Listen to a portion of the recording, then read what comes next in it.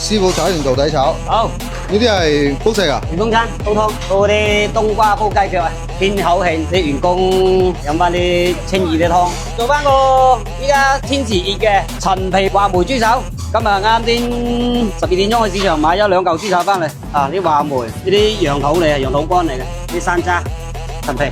依家我哋開始處理個豬手先。放假休息咗幾多日啊？休咗3日翻去。豬手我哋凍水落鑊，啤水先，俾翻啲燒酒，啲白醋，俾翻啲葱薑佢。放醋嘅功效係令佢更快腍係嘛？更白淨啲啦，因為你俾啲燒酒、俾啲醋類咧，更容易將啲血水逼出嚟。因為本身啲豬腳咧有啲少少異味啊嘛，所以我哋師傅教落俾翻啲薑葱，俾翻啲酒啊同白醋類。阿平，攞桶過嚟，攞啲冰糖過嚟，爽手啲啊！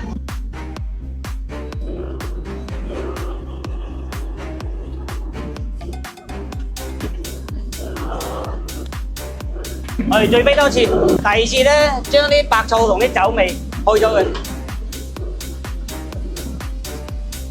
啲豬腳咧，自己去買咧，因為自己識揀啊嘛，揀翻啲靚嘅黑毛豬，攞火槍燒咗佢，啲皮燒佢又脆好多喎，又可以開啲異味，然之後洗翻乾淨。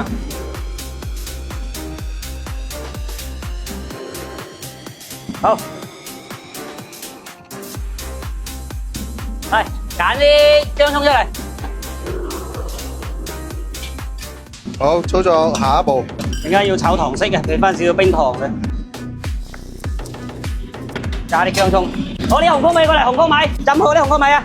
聽講你而家每日仲會行下市場喎？有啊，因為畢竟我哋作為廚師咧，係嘛？呢個係每一季度都有個新嘅貨源。好勤力㗎，依家日日都基本上日日都喺市場，早上瞓醒咧，翻嚟食啲嘢咁嘛，去市場行一行。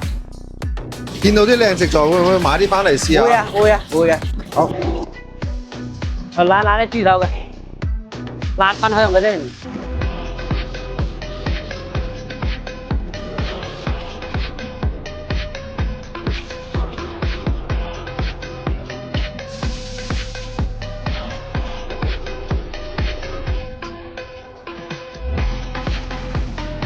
紅煲。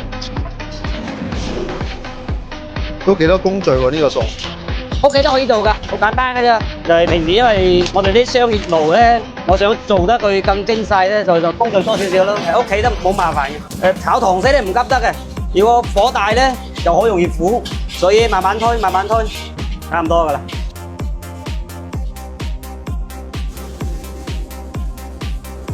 搞掂。啲羊肚、羊肚乾、話梅、新梅陳皮一隻，嗰啲山楂餅。我哋咧要俾翻少少嗰啲紅曲米，增加個色澤啊！鹽糖味，係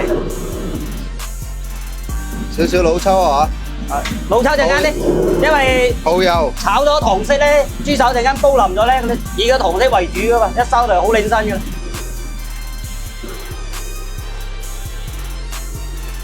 喂，攞去煲，要煲幾耐啊？ 45分鐘。師傅睇住啊，師傅。咁我哋做下一個先。下一個。